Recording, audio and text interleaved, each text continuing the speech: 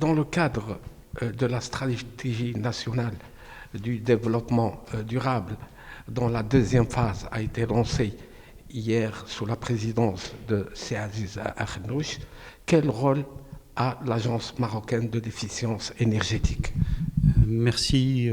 Je crois que hier, Monsieur le chef du gouvernement a été très clair sur la stratégie nationale de développement durable. Nous avons la chance dans notre pays que la stratégie nationale du développement durable, qui touche tous les secteurs, pas seulement le secteur de l'énergie, mais tous les secteurs sont concernés par ces stratégies de développement durable qui tient compte du volet économique, du volet social et du volet environnemental dans toute action, tout investissement, toute action politique que nous menons.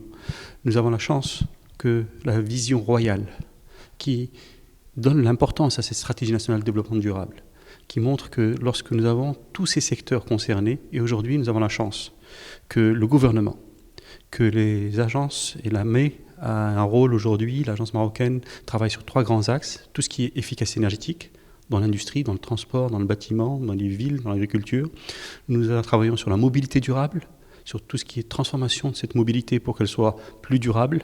Et aujourd'hui, nous voyons au niveau mondial que la mobilité électrique est en train de se développer d'une façon importante. Et nous avons un 3e axe qui est la décarbonation de l'industrie et avec une approche de production propre dans l'industrie, avec tout ce qui est économie de tous les intrants, l'énergie, l'eau et les matières premières, mais aussi l'économie circulaire, la valorisation des déchets. Dans tous ces axes, nous travaillons avec tous les partenaires. Nous avons la chance que nous avons un gouvernement mobilisé pour la stratégie nationale de développement durable. Nous avons un secteur privé avec la CGEM qui aujourd'hui a une commission dédiée à l'économie verte. Mais pour vous dire qu'il y a un engagement très fort de la part du patronat marocain pour cette vision de stratégie de développement durable. Enfin, nous avons aussi un secteur financier très mobilisé. Aujourd'hui, toutes les banques ont des lignes dédiées à l'économie verte. Sur le site web de l'AME, vous pouvez télécharger le guide de la finance de l'économie verte pour tous les investisseurs. Aujourd'hui, il y a des lignes dédiées avec toutes les conditions et pour pouvoir en bénéficier. Il est téléchargeable, c'est un guide qui a été fait avec le cluster solaire et qui est aujourd'hui disponible pour tout le monde.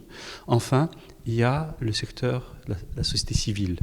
Aujourd'hui, la société civile aussi joue un rôle très important pour alerter, pour sensibiliser les citoyens sur l'approche du développement durable et aussi pour accompagner.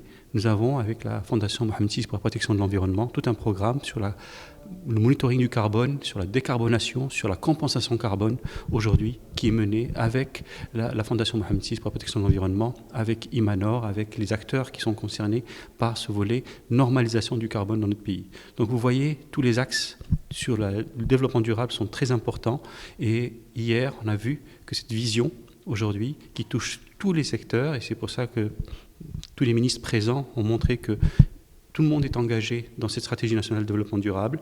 Et bien sûr, nous réitérons le fait que l'exemplarité de l'État, l'AME accompagne un certain nombre d'acteurs publics pour que eux-mêmes, leurs bâtiments, leurs flottes soient exemplaires.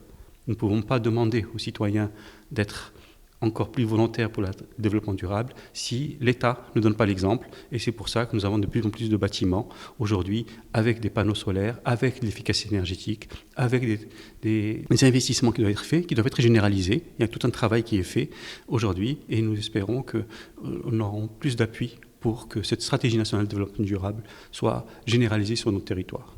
Donc en 2022 et 2023, les axes principaux de l'agence vont s'orienter sur la décarbonation et aussi sur la mobilisation pour que l'utilisation de l'énergie solaire soit plus dans les établissements publics. Partout. Nous croyons qu'aujourd'hui, avec les énergies renouvelables, non seulement on peut décarboner, on peut être dans le développement durable, mais en plus on peut baisser notre facture énergétique. C'est pour ça que tout le monde est gagnant. Il y a des investissements à faire, il faut les outils d'accompagnement financier. Ils sont existants pour les industriels, il faut qu'on les mette en place aussi pour les autres secteurs. Et nous voyons aujourd'hui que tous les secteurs, l'agriculture, le pompage solaire dans l'agriculture, tous les secteurs sont concernés. Et nous voyons aujourd'hui qu'il y a les outils et bien sûr les opérateurs publics et privés qui travaillent main dans la main pour cela. Est-ce qu'il y a un soutien ou une aide de l'État pour encourager cette mutation? Alors pour les industriels, il y a avec Tiamouilcom, il y a des lignes dédiées aujourd'hui pour la finance au niveau de la Caisse centrale de garantie, là, aussi bien avec Maroc PME pour le Maroc Tatouer Vert, qui a été mis en place pour accompagner ces investissements, parce que c'est une transformation, elle nécessite parfois des investissements, mais le contexte actuel, où l'énergie coûte très cher partout dans le monde, elle rend encore les actions encore plus urgentes. Et nous sommes là pour accompagner tout cela au niveau réglementaire, au niveau financier et au niveau, bien sûr, d'accompagnement technique qui sont nécessaires. Un dernier point, les comportements.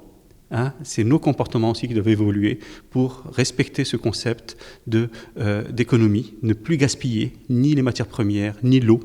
Vous savez, vous connaissez la problématique de l'eau cette année dans le pays, mais aussi l'énergie. Un autre volet, c'est que les conditions, quand l'État accompagne toutes les actions d'investissement aujourd'hui. La dernière action que nous avons menée ensemble avec la SMIT, c'est le fonds de rénovation des hôtels, où nous avons intégré dans ce fonds pour que les projets soient éligibles, qu'ils aient plus de points pour qu'ils soient éligibles à ce fonds de rénovation, qu'ils tiennent en compte, qu'ils prennent compte l'efficacité énergétique, l'utilisation des énergies renouvelables, l'économie verte en général, si un hôtel doit retraiter son eau, s'il doit mettre en place des actions d'économie d'énergie, s'il doit changer de chaudière pour passer d'une chaudière à fioul à une chaudière à biomasse, tout ceci est éligible au fonds de rénovation, donc des subventions qui vont pouvoir aider et rendre encore plus rentables les investissements dans ce domaine.